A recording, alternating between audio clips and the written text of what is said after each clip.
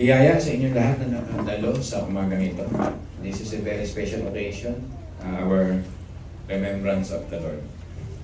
Kaya ang Diyos na ang magpala sa ating lahat. Mga minamahal, nasa Reform series po tayo. Pakinggan po natin na ang naganap sa panahon nila Martin Luther, pakinggan niyo po mabuti ito, ay nagaganap sa lahat ng panahon sa huling araw. Tinatawag itong mga panahon na kadiliman at panahon din naman ng kaliwanagan. Ang larawan ng Daniel chapter 11 na sinasabi ko sa inyo ay larawan ng Reformation at larawan din na darating ng mga huling araw sa panahon natin. Meron pong foreshadowing kung tawagin. Yung history parang umuulit para ipaalala sa atin ng Panginoon na merong coming of the Lord Jesus Christ.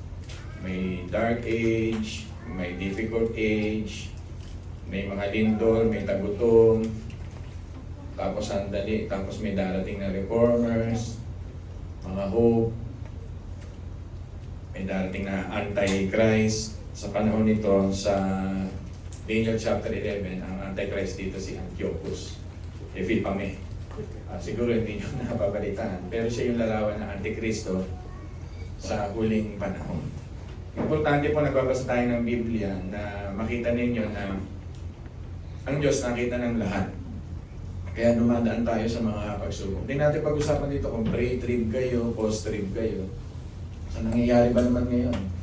Na maraming kahirapan, parang pre-trib, nakikita natin meron ng post-trib, yung dakilang tinatawag pa na huling araw, yung great difficulty. Ano tawag dito sa Great Tribulation, pero parang nagaganap na ngayon. Gusto ko sabihin sa inyo, sa panahon ni Martin Luther, bago siya at pagkatapos niya ay matindi na yung tinatawag na martyrdom. Kung kayo ay mahilig mag-take notes, katulad ni Cranmer, Thomas Cranmer, and Hugh Latimer, H-U-G-H, si Nicholas Ridley, sila yung executed for their Protestant belief. Diba? Under Mary the First. Alam niyo po, si Henry VIII saka si Mary the First na nakapaloob dito sa first century, nanununog ito ng mga born again. Sinusunog nila. Ganun, si Tyndale ay sinunog nila yung tinatawag na nag-translate ng Bible. Tama ba sabi ko? Si Tyndale. Sinusunog nila yung mga tao. Ganun kabigat nung panahon nila Martin Luther. Kaya lang talaga preserve si Martin kasi marami siyang iiwang mga legacy sa ating mga buhay. Under early Lutheran time, si Hendrix Boss, ganun din. Born publicly, ang si Johann Eschen, 1523, born publicly. Dahil naniniwala sila sa mga prinsipyo ng Sola Scriptura, Soli Deo Gloria, Sola Fide, Solus Christus, Solas, the five solas of our faith. Dapat talaga tayo ay tumitingin din. William Tyndale, 1536, dahil sa kanilang passion sa heart na nakita na nilang justification by faith, mga silang mga aklat, ay talagang sila ay sinunog. Tapos marami dito ang naitala na nagkasakit sa loob ng kulungan at sa daanan, ay habang sila ay nakakulong, ay dito na rin sila inabutan ng mga kamatayan. Born again po yun. Kaya sumusunod po sa tunay na Panginoong Jesucristo, wala talaga tayo sa prosperity gospel. Ang masayang tunay, pag born again ka, maligayang tunay, yayaman ka. Dapat si Apostle Paul na yaman. Kaya yun ay huwad na mga katuruan. Kaya nga binabalik kayo ng Diyos sa reform. Delikado yung mga ganung turo. Talagang mapapahamak tayo. So much for that. Ang nasa Daniel chapter 11 verse 32, katulad na naganap sa buhay ni Martin Luther ay knowing the gospel. Yung Romans 1:17, the just shall live by faith. Kinuha niya sa Habakkuk chapter 2. Ang matuwid ay nabubuhay sa pananampalataya. Sa panahon ni Daniel, may mga ganito na. Yung nabubuhay para kay Yahweh ay yung kilala ang Diyos. Kilala ang Diyos. Sabi ko nga kay Elder Amado, pag-aralan mo ang Daniel chapter 9, verse 23 to 24. Magugulanta ang lahat ng Kristiyano na hindi pagiging mayaman, hindi pagiging dakila, hindi magiging sikat ang buhay, kundi yung pagkilala lamang sa Diyos. Nasaan po yan? Nasa Daniel chapter 9, 23 and 24. Pastor, bakit mahalaga yung Daniel 11:32, knowing God? Sige nga po, makibukas nga kayo sa inyong mga Biblia. Basahin nga natin ang sabay-sabay ang Daniel ninyo. Yan, Daniel 11:32. Sige nga po. Yan. 1. Nakita nyo na po ba? Ako hindi pa eh. Sabay-sabay na natin. Daniel, sige, hintayin mo kayo. 1, 2, 3, go!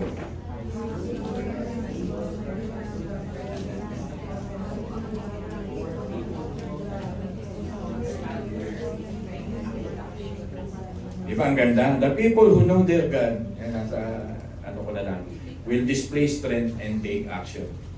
Kaya pag tunay na born again ka ngayon, may nakikita ka sa bansa, mag-a-action ka. Comment ka kahit pa paano. Hindi mo na inanakawan tayo ng harap-harapan. Sindikato yung ating gobyerno. Nagmamalinis sila lahat, nagtatakipan. Ibubulgar sila lahat ng Diyos sa kanyang kapanahonan. Haharap sila sa paghuhukom ng Diyos. Ang lahat ng hindi nakaranas ng tinatawag na panghustisya, walang pagnanakaw sa kanila ang makakalusot sa Diyos. Guaranteed. Sinabi ng Biblia, pinatataba lamang sila na parang mga baboy at kakatayin din sila sa uling panahon. Kaya huwag kayong maiinis. Meron din silang araw at yung araw ng Diyos pag dumating. Ito yung dinidiscuss sa Daniel chapter 11 na araw ng Diyos. This is the time of collapsing. Kaya kukunin natin yung Reformation. Last day, marami tayong paksa ngayon. Diba? Times of collapsing. Parang lindol sa Cebu. Alam nyo, yung mga bayan niya, pinuntahan namin last week. Last year, Cebu, nagpunta ako ng Cebu. Tapos nagpunta ako ng Davao recently lang. At nakaplano nga kami sa Mati next year. Kasi sa Mati, magandang, may mga kamag-anak din ako dyan. Kasama ko yung missionary. Nagpaplano na kami. Naunahan na kami ng lindol. Talagang, ang Mati po kasi ay malayo pa sa Davao City. Mga 3 hours pa yan. Pero makikita natin dito pa lang sa Cebu, ang death toll ay 72,000. 110,000 ang affected at 20,000 displaced. Yung sa Davao wala pa akong data na sakto kasi ang inaayos pa nila. So time of collapsing. Morality ng mga tao ngayon, collapsing. Diba? Naniniwala ba kayo morality ng tao ay collapsing? Diba? Marami na tayo. Hindi ko na isa-isahin yan. Diba? Ang politika at ekonomiya natin, diba? Amerika may shutting down na nangyari na ba? Just the budget. Diba? Budget. Kaso maraming magtatrabaho doon. Maraming maapektuhan doon, maraming mawawala ng kabuhayan doon. Hindi na land of milk and honey ang mga first world country, Canada and America. Baka kala nyo. Hirap na hirap ang mga baguhan doon sa pag-upa pa lang ng bahay. Kung wala kang 2 trabaho doon, uuwi ka ng Pilipinas.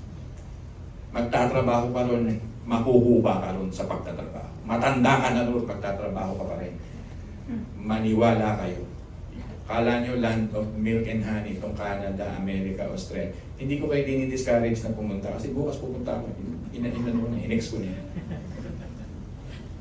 Hindi na yung totoo. Yung mga 70s, 60s totoo yun. Ngayon, hindi na yung totoo. Ang morality doon, baksak na baksak. So, yun yung larawan ng katapusan. Ito yung larawan ni Daniel na nagpo-foreshadow siya sa Babylonian Empire, Medo-Persian Empire, Greek Empire and Roman Empire, Egypt, Persia, Lydia, Israel. Binanggitan lahat nito. Nag-aaway ngayon dito yung South and North. Ayoko nang talakayin sa inyo ng detalye ito, maubos ang oras natin. Alam mo, minsan sa lawak ng pag-aaral, minsan talagang nalululod ako rito sa pag-aaral dito. Pero inaano ko sa inyo yung gist ng dito nagaganap sa huling araw. Kaya minention dito, hindi na lang binanggit sa Bible yung sa history, world history. Cyrus, Alexander the Great, King of the North and South, dumating dito. Si Alexander ang dumurog dito sa apat na generals, ay sa apat na tatlong hari with his 4 generals. Prophecy yun. Pinoprophecy yun ni Daniel na may darating na parang Alexander the Great. Nung panahon nun, dumating na. It happened 2,000 years ago. Kahit ang prophecy ay way back 1,000 years ago. Kaya ang prophecy ay very accurate, mga minamahal. Dapat tayo talagang mag-aral. Tapos dumating nga rito si Antiochus Epiphanes. Makinig lang kayo mabuti ng konting history. Ito yung talagang gusto sumakop sa buong mundo nun, maging empire siya. Si Alexander the Great lang tumalo sa akin. It's a shadow, foreshadowing halimbawa ng ating Panginoon. Darating ang Antikristo balang araw. Talagang maghahari yan, dadayain ng bawat tao niyan. Sa ibang bansa, sinaki ng bigas, nilalagay na rito sa farm para pambayad. Ganyan-ganyan na lang. Hindi ka makabibili ng isang bagay nang wala ka noon pagdating ng panahon. Hindi naman naturally na siksik-siksik na tattoo na ano yun, nasa loob yun, mga chips yun, pwede ilagay dito. At kung ikaw magtitiis hanggang wakas, kung abutan tayo, kung pre-trip, post-trip kayo, hindi na tayo mag-away sa inyong eschatological views, ano? Mahaba yan, marami kasing eschatological views. Basta hindi ko naintindihan sinasabi mo, eschatology. Last day, merong amillennialism, millennialism, 1 million o 1,000 years, merong post-trip, pre-trip. Ang dami niyan, mahigit ang 6 o 7 yan. Pag diniscuss ko isa-isa. Ang gusto ko lang sabihin nyo, sa inyo, mangyayari ang lahat ng ito. Itong Antiochus Epiphanes, siya yung may big offering doon sa altar ng Diyos. Kaya nga dito, pag binasa niyo yung verse 32 pa atras, siya yung nagbablasphemy sa covenant ni God. Pinipilit niya kumain ng mga Hudyo ng mga baboy. Bawal na bawal sa mga Hudyo ito. At yung dugo ng baboy nilalagay sa ano ng Panginoon. Ganito. Ano tawag dito? Yung kanyang arko, yung kanyang altar, o sa Old Testament ang tawag doon, yung kanyang ark. Yan yung hindi nagsagin. Ito yung larawan ng Antikristo. So may ancient Holocaust nun, sinusunog yung mga tao. Ibig sabihin ng Holocaust ay pagsunog. Kaya nung 1940s, meron din tayong tinatawag na Dark Ages na inulit para sa mga Hudyo na ginamit ni Satanas, itong sila Hitler. 6 na milyon po ang mga tao doon na Hudyo na pinatay. Holocaust means sinusunog, binaburn. Tayo, kailangan nakikita natin yung nagaganap yun. Ngayon, parang napapakita sa atin itong Amerika, kaswapangan ng ating mga politiko, walang pakialam sa moralidad, basta magkakwarta lang. Di baling gumuho tayo sa mga project ng mga Pilipino. Kaya nga pag milindo, ang una niyong tatandaan, project ba ito ng gobyerno? Huwag kayong tatayo doon, tsak na magkukulaps eh. Kasi ano tawag doon? Standard. Ito yung time of collapsing. Pero this time, ang sabi ng Diyos, people who know their God will display strength and take action. Nadi-discourage sa maraming tao ngayon sa huling araw, pero mali ang ganong puso. Pag anak ka ng Diyos, ang puso na gusto ng Panginoon na dalhin mo sa puso mo, you display strength and you take action, like Martin Luther. Kaya pag may problema, you display strength. Pag may hindi tayo maintindihan sa mundong ito, you take action. Ngayon, kung hindi ka mag-display ng strength, take action. Pag may konting problema, discourage ka na agad, maybe you are not a believer talaga. Kasi we are here to shine at the darkness. What is darkness without shining a light? Diba? Kailangan magliwanag ka sa panahon ng kadilig. Kaya mga born again ngayon, dapat magningning. Gamitin yung mga Facebook ninyo, mag-voice out kayo. Sabihin ninyo, corrupt ang gobyerno. At kailangan magising na. Totoo yan. At importante. Kasi nasa time tayo nung gano'n na, Lord, prayerful naman ako, doon na lang ako sa pagtitis. Hindi po. You will take action like Shadrach, Meshach, at Abednego, kahit sunugin sila sa panahon nito sa burnuhan. Gawin yung gusto nyo, basta kami. We know our God, we will display the strength of Yahweh, and we will take action. So much for this. So, ang title po ng mensahe sa umagang ito, The Last People Standing. Sabihin nyo nga po. The Last People Standing. May 3 point ako nilagay dito. They are the people who seize the moment. Second, they are the people who use that moment to honor their calling. At pangatlong nilagay ko rito, they are the people in this best time to labor in the Lord. In this difficult time, laboring in the Lord. Unahin na natin yung una. They are the people who seize the moment in this worst time. Kadalasan pag worst time na, ayaw mag-engage ng maraming Kristiyano. Mali. Pag nakikita niyo yung worst time na, saka ka pa kayo tatakbo sa plaza, hindi. Ano ngayon, i-display nyo. Hindi ko kayo tinuturuan mag-revolusyon o maging aktivista. I-voice out ninyo yung damdamin ng Diyos sa kahangalan ng kasalanan. I-voice out niya. Parang si Charlie Kirk. Voice out niya ang kanyang boses sa mga kabaklaan. Voice out niya ang kanyang boses sa hindi pagmamahal sa sacred things about the church. Katulad ng pagmamahal sa pagtitipon. Napakahalaga sa kanya. Voice out niya yung maraming bagay pang politika na against sa Word of God, sa body of Christ.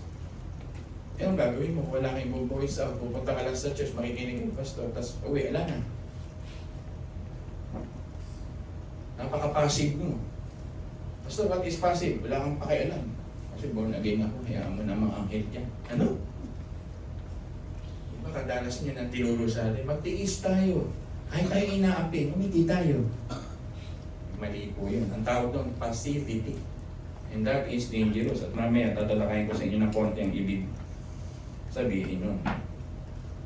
Seize the moment in these evil times, in these collapsing times. If there was ever a moment and time to follow Christ and do something, what really matters, itong mga time na ito. Diba? Sabi nga sa Matthew 24 verse 17, ang magtiis hanggang wakas ay maliligtas. Basta sino ba yung mga taong ito? Ito yung cream of the crop. Ito yung mga remnants ng Israel. Hindi sa loob ng church lahat maliligtas ang tao. May hindi kumikilala kay Kristo, may hindi sumusunod kay Kristo. May hindi nag-uobey kay Kristo. Totoo yung pastor. Those who know the Lord will follow God. Tingnan niyo yung Exodus chapter 5 verse 1 and 2. Sabi ni God kay Moses, sabihin mo kay Paraon, palayain na aking tao. Sabi ni Moses kay Paraon, palayain mo ang mga tao ng Panginoon. Sabi ni Ramase, ni Paraon, hindi ko kilala ang iyong Diyos. Bakit ako susunod yan? Mananatili dito ang mga taong, mga Israelita. Ba't ako susunod yan? I do not know your God. Basahin nyo. Exodus 5:2. Yung mga taong hindi nakakilala sa Diyos, hindi talaga sumusunod sa Diyos yan. Hindi mo kilala ang Diyos, bakit ka susunod? Bakit mo isusuko ang iyong buhay sa Diyos? Hindi mo nga kilala ang Diyos. Bakit ka dadalo ng simbahan? Hindi mo nga kilala ang Diyos. Diba? Napakaraming ilustrasyon, maubos ang ating oras. Kung kilala mo ang Diyos, you will obey the Lord. You will be the people who know their God, will display strength and take action. Kaya yung mga disciples, come follow me. Alam niyo ba ang Kristiyano, kahit kailan hindi binanggit ni Jesus Christ ang word Christian. Totoo yun. Ang word na Kristiyano, kailanman ay hindi ginamit ng ating Panginoon sa Kristo. Ang ginagamit ng Panginoon, disipulo ko. Kaya pinagmamalaki mo sa buhay mo, Kristiyano ka, born again ka. No. You need to be the disciple of Christ who deny yourself and take up your cross. Yun lamang ang binanggit ni Kristo. At yun ang dapat mong paniwalaan. Kaya nga yung heresy ng mga Amerikanong tagapin mo si Kristo, ligtas ka na.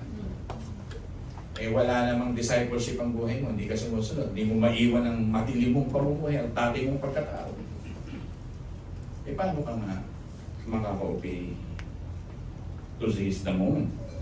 Stand for opportunity. They are the people who use the best time for this opportunity. Pag may madilim at run out, ito may opportunity ka para sindihan mo ang ating kandila. Amen ba doon? Kaya sabi ng Matthew chapter 5, kayo ilawan. Kayo ilaw na sa likod ng ilo, kayo asin. Eh kung asin mo, may tubig na, hindi wala nang ano yun, energy. Pantamba ka na. Hoy, Kristiyano, ayoko sabihin yun. Hoy, disipulo, gising. The remnant will stay only. Maraming mapapahamak sa church because they never obey God. First and foremost in their life. Lunod na lunod sila dito sa temporaryong sanlibutan ito. Dayang-daya sila rin. Kaya ako mabigat ako magsalita ng gano'n. Yung lunod na lunod sa sanlibutan ito, walang panahon sa Diyos. And one day you will realize na kamali ka. But the King of Kings and the Lord of Lords who can provide everything with knowledge, wisdom, food, shelter, everything, even success in life belongs to Him. And you disobey Him. And that will be the end. Pastor, mabigat ang sermon ngayon. Simple lang sinasabi mo sa Reformation. Pero totoo. Di ba ganito si Martin Luther? He stand for the truth. Si Philip na kanyang kaibigan, he stand for the truth. Yung nga yung devotion ko kanina umaga, pakinggan mo. Nagtayo sila ng Protestant school, si Philip, ang best friend ni Martin Luther, in the midst of the papal bulls, fear ng mga tao na sundin dapat itong 21 papal bull. They stand for opportunity at hanggang ngayon itong Europe ay ini-enjoy ang tinayong Philip hanggang ngayon. The true light bearer sees the opportunity in darkness. Diba? Wala silang excuses. Kung kailangan mamatay para sa Diyos, mamatay. Ibig sabihin na take up your cross and follow the Lord, you are ready to die for Christ. Eh, pero mga minamahal, easy na tayo. Kaya ba tayo magiging buhay na Kristiyano? Kaya pa. Atin, masaya ng konti, good, feeling good. Pero pag na-offend ng konti ng sermon, sasaktan.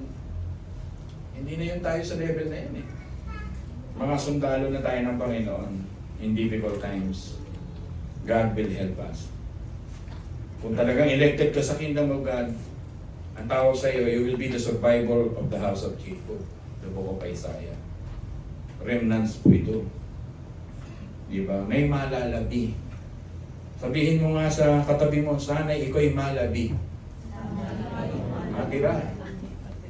Baka mamaya ikaw pang maunang mag-apostasya. Roman Catholic is an apostate church. Kaya hindi sila yung sinasabi nilang, we are the first Christian. 13th century pababa. Ang sinasabi, doon lang tayong galing para tayo maging born again, galing tayo sa Romano Katoliko. Romano Katoliko is the right term, but we never use Romano Katoliko Church. First and foremost, ang unang church ay sa Panginoon, yung ginagawa natin ngayon with the disciple. Dumating yung tinatawag, makinig po kayo mabuti, huwag kayong mag-open kung sampaan nyo, nasa Katoliko pa. But we never consider Catholic as a church. Talagang mass card, pag may patay, kailangan, pag may misa, babanggitin ng birthday mo, lahat ng upuan mo, nakaukit ang pangalan ng krus doon, donated by krus. Punta na ba kayo sa gano'n? Lahat yun, maniwala ko kayo. Kasi nga, may bayad yun sa buhay na walang hanggan. Yun yung purgatory. At sabi nga niyo sir, kahit kayo naman, hindi ko nabasa ang purgatory sa Biblia. Basta bakit nga magsisermon ng ganito? November 1 na, darating. Magsisindi ka ng kandila. Dadayain ka na naman ng kaaway. Magsusuot na naman kayo ng mga tinatawag ng party-party. That's the very practice against the word of God. Kaya dapat talaga praktisado na ang mga survivors. We are the last people standing, kaya ganito ang mga sermon. Diba? Mga minamahal. We are the faithful remnant. Sabihin mo nga sa katabi mo, we are the faithful remnant. Na may knowledge about God. Ang katapatan kay Kristo ang nasusubok sa collapsing time. Katapatan kay Kristo, nasusubok yan sa collapsing moment. Diba? Si Dimas tumalikod kay Apostle Paul in collapsing moment. Si Judas tumalikod kay Jesus in collapsing moment. Kayo, lalamig ang pag-ibig nyo sa huling araw. Maniwala ko kayo kung hindi kayo elected. Hindi magiging matamis ang pag-ibig nyo sa inyong kapwa. Lalamig yan. Kasi sabi sa Matthew 24. Pero if you remain faithful and steadfast as the last remnant of the truth of the gospel, ikaw yung mag-uphold ng truth. Despite of the widespread unfaithfulness, you will uphold the truth about Christ. Amen ba doon?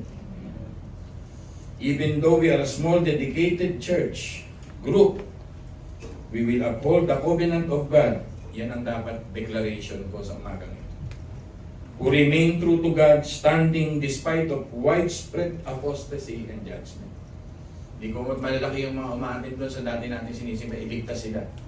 Sabi ng Panginoon, napapahamak yung dumadaan sa malawak na daan. Ngunit para sa Panginoon yun nasa makikipot na daan. We love Christ. Maraming magsasabi, present! But do you obey Christ? Kukunti lang yun. Diba? Mahal namin si Kristo, kukunti. Maraming magsasabi lahat, magtataas ang kamay. Pero sabi ng Panginoon, follow me, kukunti na magdidesisyon para doon. Kaya hinahamon tayo ng mga mensahe nito. Ayaw natin ang buhay ng maiksi nito. Kumain, magpagamot, matulog. Magpaaral ng konti na mga mahal natin sa buhay. Kumain, matulog, magpagamot. Magkapera, mamasyal ng konti. Kumain, matulog. Hindi magagawin natin sa buhay. And that's not our reason for existence. Ang existence natin, to live for Christ. Di ba, Elder Amado, yan ang iyong life verse, to live for Christ, to die is gain. Kung hindi ka rin lang mabubuhay kay Kristo at ang buhay mo, makabayad ng bahay, makabayad ng kuryente, makabayad ng Meralco, matulog kumain. What a life! Wala ko na lang sabihin, what a hit. Diba? Hindi yun ang tawag mo bilang born again. Diba? Anong tawag mo bilang born again? To live with Christ. To share Christ. Sabihin mo sa mga tao, nababago ang buhay ko dahil kay Kristo. Pinagpapala mo yung mga tao. Pastor, hindi namin yan mahalaga sa buhay. Mahalaga sa akin yung career. Kahit wala kang time sa Diyos. One day, you will die. And the only one can face you in your death is the judgment, God, and the evil word waiting for you. Yung lahat ng mga accolade mo, kahit napakarami pa yan, hindi ka niya nahaharapin sa iyong kamatayan. Itong si the sky's the limit, at itong mga ko at mga Romualdez na to, at mga senador na pulpul na kumari lang ito to, yung kanilang na-achieve sa buhay ay hindi nahaharap sa oras ng kanilang kamatayan. Judgment of God. Yun po yun. Kaya sa ating mga anak ng Diyos, sana ang humarap ay yung pagbati ng Diyos, may good and faithful servant. Humaling na humaling ang maraming tao sa sanlibutan. Ginagamit lang ang salitang born again kami, itinatitle sa sarili, pero the truth ay yung lumakad sa calling ni God. Kaya sinumpaan na natin yan, at sana madamay kayo sa sinumpaang tungkulin na mahalin ang Panginoon. Amen ba doon? Ang malakas na amen ba doon? Amen. Ryan, amen ba doon? Amen. Baka bago pa iniisip mo, Ryan. Yun ang point. Basta kailangan namin mabuhay. Kailangan namin magkumain eh. The Lord will provide. In this very pulpit, I will tell you, God will raise you kung kailangan. Maraming tao kasi tuwag sa ganung bagay. Kumain, magkamera. Mamatay mo mayaman. Mamatay ka rin. Eh, pastor, kailangan namin ng pera. Bakit? Hindi ba kayo provide ng Diyos yun? Tinutulak pa ninyo ang inyong mga mahal sa buhay para sa ganung buhay. My God. Wake up. Pastor, ang tinuturo mo, fatalism ba yun? No. This is a full trust with our God. Lean not on your own understanding, in all your ways, acknowledge Him. Hayaan mong magpatakbo ng buhay mo ay Diyos. Stand up. The last man standing for God. Ganyan ang buhay ng mga unang Kristiyano, first century Christian. Mga minamahal. First century, born again Christian sa loob ng church. Acts chapter 3, 2, 4, 5, 6, 7, 8. People, are you listening? Tutuloy ko pa ba? Mabibigat na siya mo. Tutuloy ko pa ba? Amen. So, salamat. Kuya Hil, baka gusto mo pang bumalik sa dating araw-araw nangungulekta, lumalabas ng Maynila. Ikaw ay di ko na. Tama na yun. Nasa edad ka na, tama na. Katawan na inubos mo na sa Panginoon. Ipagpahinga mo na sa Diyos. Hindi habang buhay tayo maghahanap buhay. Makinig kayo. Hindi habang buhay kayo maghahanap buhay. May limit yun. Pag-isipan niyo mabuti. Kasi pag pumikit ang mata, namatay ka, hindi mo kasi alam yun. Only what done in Christ will last. Ito mga mensahe nito. Only what done in Christ will last. Everything that you do in this planet will never last without Him. Kaya dapat sabihan ko na ito. So ano, pastor, ang message ng God? They are the people who accomplish great things in evil days. As I said, like the first Christian. So number 2 point, this is the best time to honor our calling. Itong mga remnants na ito, itong sila Martin Luther na ito, sila Philip na ito, diba? Sila John Knox na yan. Pag na-review niyan, pare-review ko sa iyo yan, Ryan. Maraming mga church father sa inyong mga leader dito sa church. Honor God who gave the purpose and mission to us. God won't give you an assignment that He will not empower you to accomplish. Maraming tao duwag sumunod sa Diyos sapagkat baka hindi mag-provide sila. Yan ang Renaissance period. I will live without God. Kaya ko, diskarte ko, mayaman ang utak ko. Pero bandang dulo, wasak din sa mga wars, kinuha rin ng gera ang kanilang mga buhay. Kung lahat ng kanilang napunda at ubos.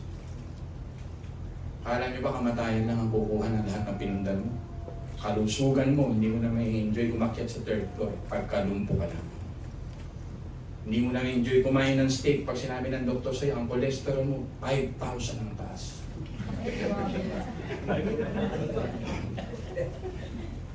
Totoo.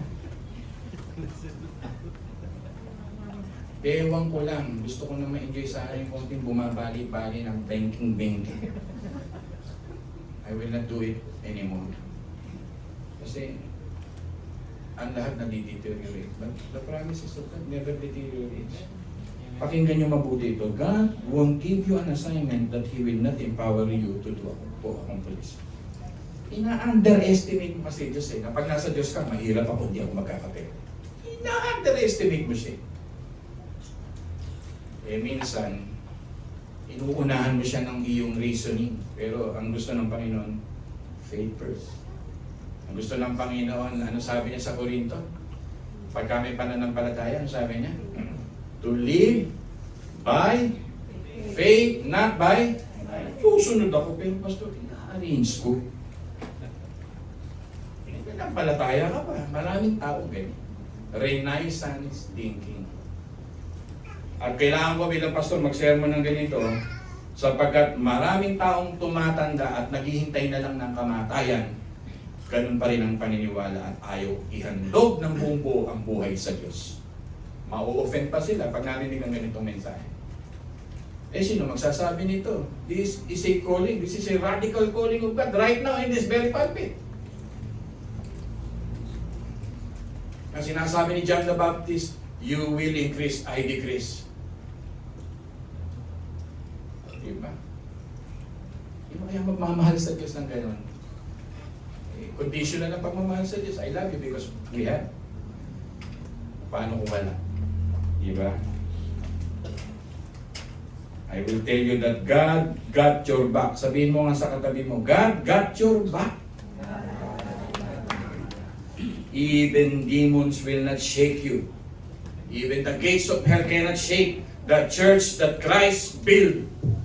Sumasamba tayo, nire-respeto natin ang araw na ito. Ay, si Satanas hindi kayang i-shake ito. Kaya huwag kang masisiraan ng kalooban. Diba? Kahit mag-send pa ng distraction sa inyo si Satanas. Pay attention to your purpose, to your calling. Like Martin Luther, kill me if you want, I will stand. I will not recant. Pag sinabi ng scripture, na totoo kayo, pero pag hindi sinabi ng scripture na hindi kayo totoo, I will not recant. Sola Scriptura ang nagbabago sa kasaysayan ng 15th century. Why? Because we belong to eternal kingdom. This kingdom is incorruptible kingdom. This kingdom is imperishable kingdom. This kingdom is undestroyable kingdom. And God is calling you, join me in this indestructible kingdom. Pastor, kinakabahan ako. Natural, may kaba tayo. Pero pag sinunod mo si Kristo, what a fulfillment and worth of life in this life. Amen ba doon? Amen. Sabi ko kay Kanye, tara mag-Baguio tayo. Tinatawag ako ng Diyos doon. Nagtatrabaho ko. Ililipat ka ng Diyos. Within a week, ako ang nag-invento ng mga sasabihin niya. Pinayagan ng supervisor ng head ng lugar ng Bulacan. May bakante ka Baguio. Sabi ng Laguna, kailangan ka namin dito, partneran mo kami dito. Andy, magbigay tayo ng isang buwan. Sumunod ka sa Panginoon. Sumunod. Ewan ko ngayon kung susunod pa. Pag sinamahan ka ng Diyos no matter what, hindi ka niya pababayaan. Aniwala po kayo. Mukha ba akong pinabayaan?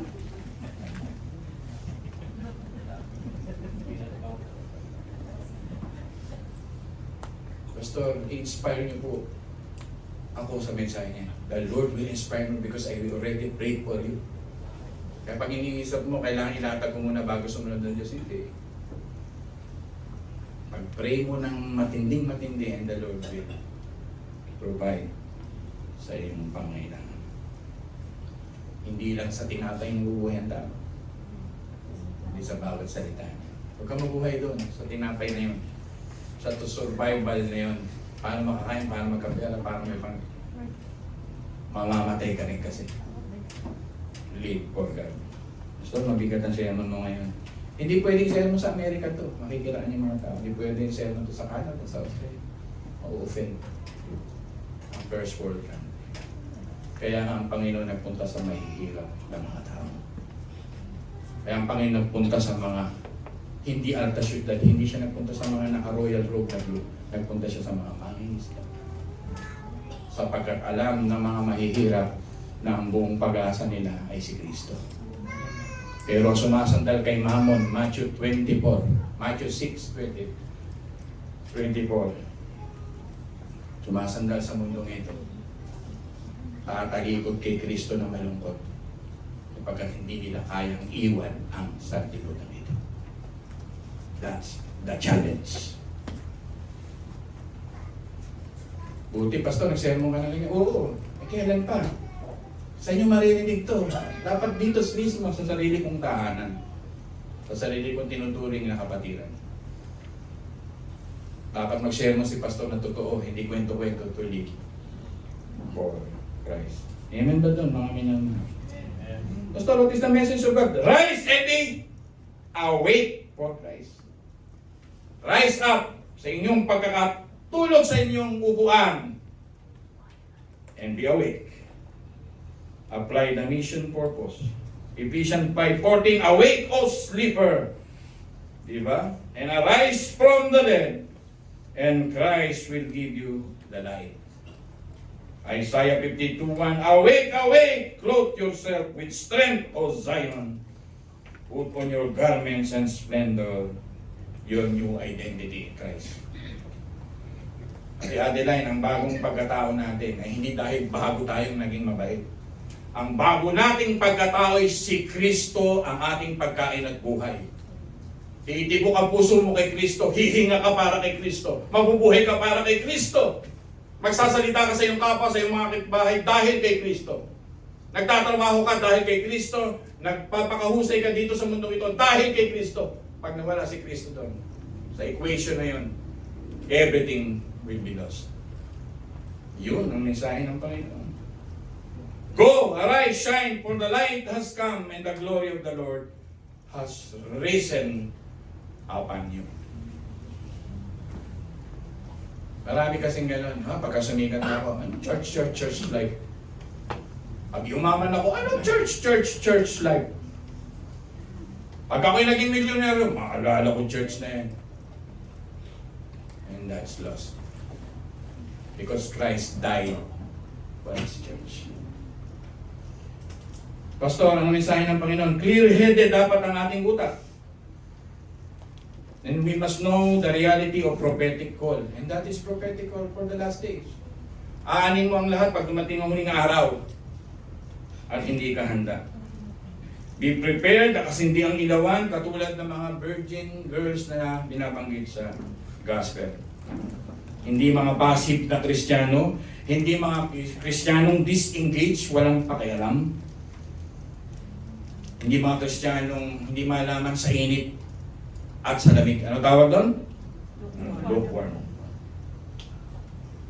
What is the message of God sa umagang ito? You must know who you are in this collapsing day. Tumatanda na tayo. Nasaan ang pagbabago mo? In this collapsing day. Yan ang sermon. Pastor, nagliliyap ang pulpito ngayong araw.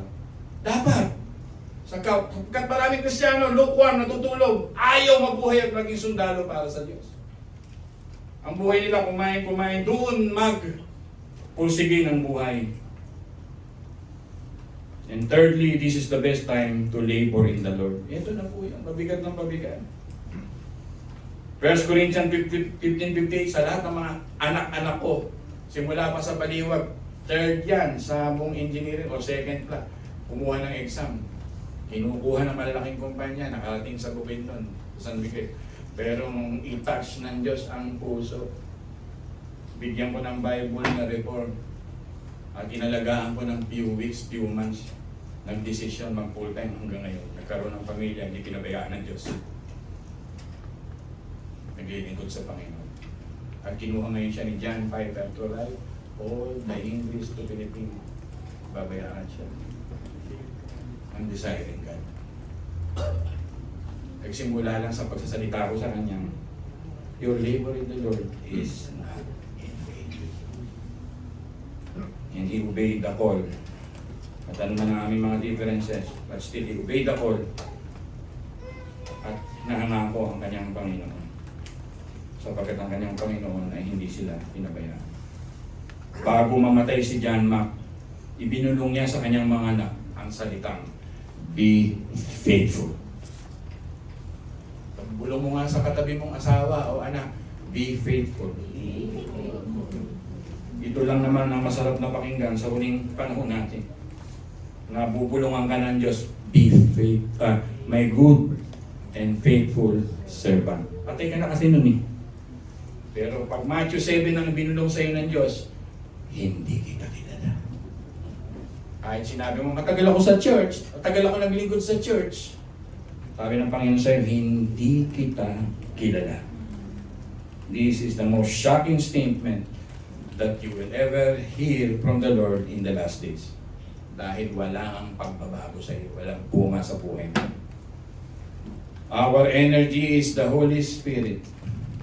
He promised that forever, even in the last day, He will be with us. He will be with Daniel under the full power of the Holy Spirit as enabler. Sabi ni Daniel, ang illustration niya sa Holy Spirit ay enabler.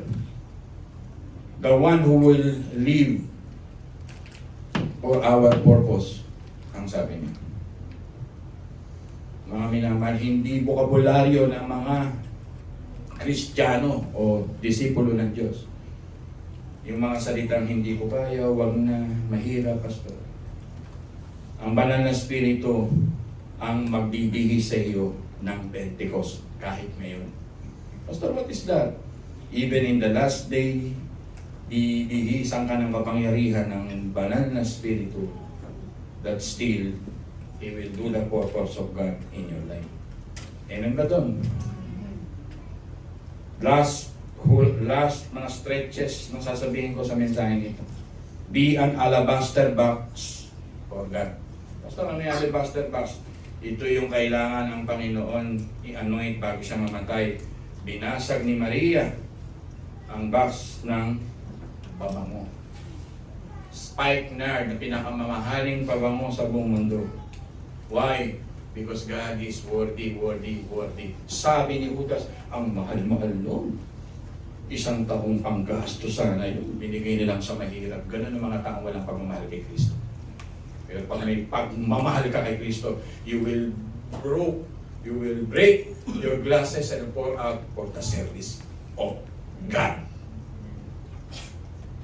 It started with your life, the aroma, the sweet scent, the sweet offering. May the Lord recognize that in your life. At sabi nga ni Jesus Christ, Mark 14:6, she has done beautiful things to me.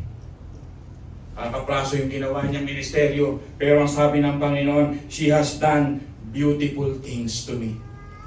Huwag sanang dumating sa punto ng buhay niyo na kahiyahiya ang ginagawa mo bilang mananampalataya. Sana masabi rin sa iyo ng Panginoon ang mga ganitong wika, that she has done a beautiful things to me. The sacrifice, the worship into the ends of time, a broken glass for God. Today is a collapsing day. We are the changers and catalysts. Ang ganda yung sermon mo, ate lang kanina. We are the changers of the world and catalysts. Amen ba doon? Kung ikaw mismo hindi nagbabago, paano ka magpapabago ng ibang tao? Yung wala sa iyo, paano mo ibibigay sa iba? Yan yung mga sermon. So Christ's mindset in this collapsing time is to be a catalyst, to be a transformer, to be a reformer. God is expecting an extraordinary result from your life.